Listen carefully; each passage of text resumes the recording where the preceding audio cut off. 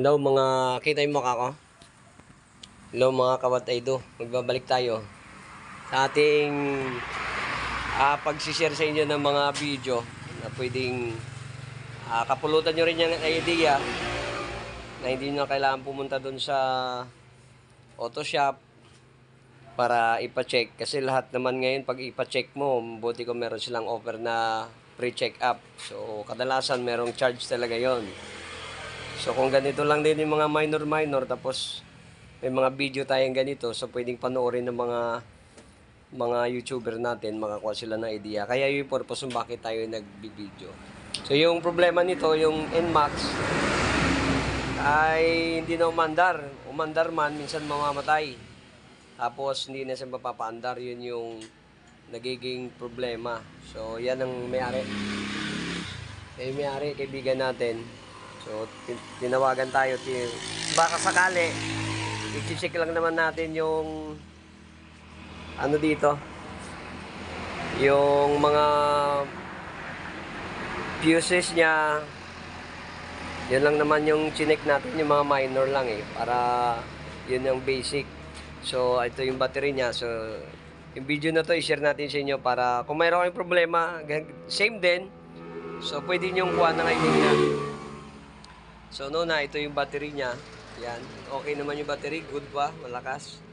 Kahit i-post mo itong ano niya, ayaw na talaga. Ayaw.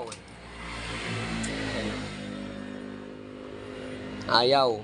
Oh. Yung problema nito, yan. May nakaano pa sa check engine, pero sunod na natin i-troubleshoot yan. Okay. So, kahit ganun gawin mo, wala. So, yun yung problema niya. Hindi talaga mapapaandar. So, chinek natin yung fuse. So, nag-connect tayo ng negative doon sa alligator natin. Tapos, ito yung ano natin, test light. So, binuksan natin yung dito, yung front side niya.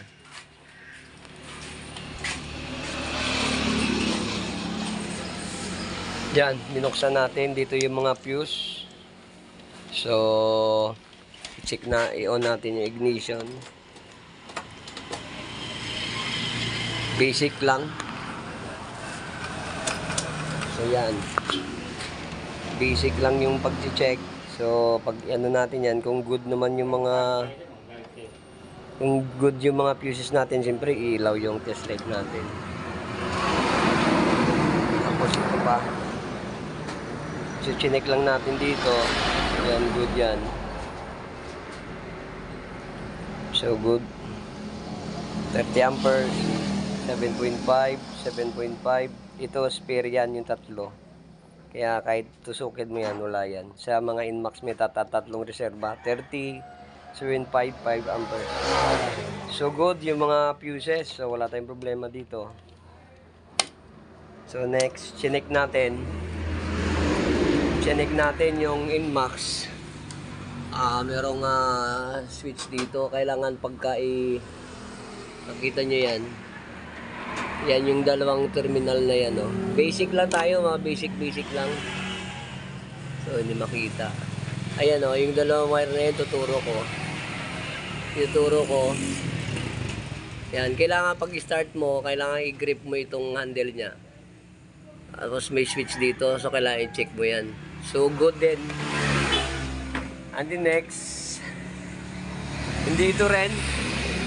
Sa side stand niya, chinek natin, okay din. Basic lang din yan, chinek natin. Tapos, yung problema nito, sabi ng may-ari dati ay nagkaroon ng problema dito. So, pinaayos niya na to nung nagbiyahe siya. So, okay na. So, ito, tinanggal natin. Itong, tawag dito. Pinakasakit, yung male and female niya. So, yung isa dito, galing sa battery. Tapos nakita natin, ito na yung unang ginawa. So ginampiran na nila dahil nagka-problema yung socket.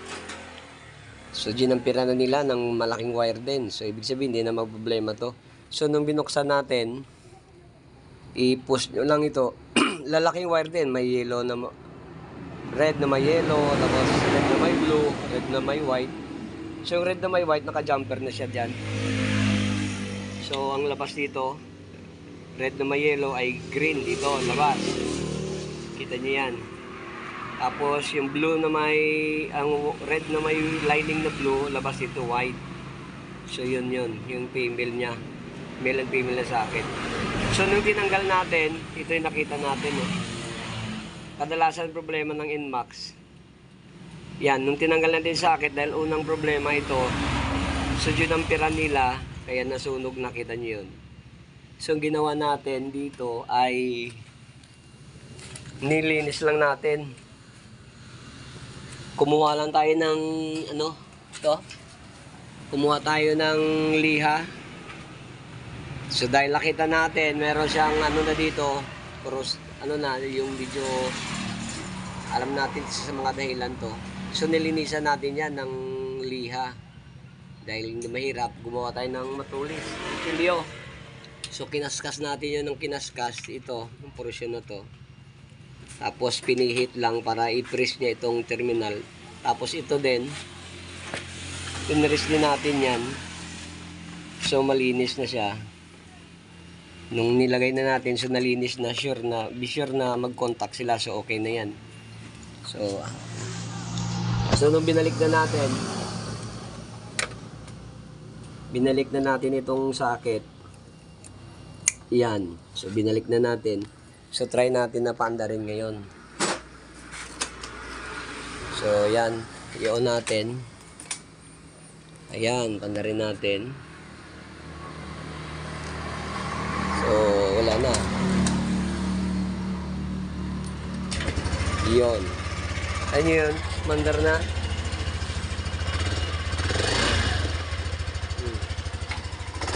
Umandar na siya. So ganun lang kasimple. Nakita namin yung naramdaman na ng may-ari na dito talaga yung sabi niya gusto niyang tanggalin. Pero ito dinala na nila sa akin to, yung ignition coil, kasi ito dapat yung palitan nila. Sabi ko hindi muna kasi wala pa tayo sa cranking. So pag nag-cranking, pag nag-crank na hindi tumutuloy, so ito next natin troubleshoot. Pero dahil walang cranking, so dito na. So okay na. Dito lang yung socket. May natin, so umaandar na siya. Okay na. So balak pa ng may-ari, dadalhin ito sa Yamaha, siyempre. Dadalhin na may-ari sana sa Yamaha, sa center, para ipa-check.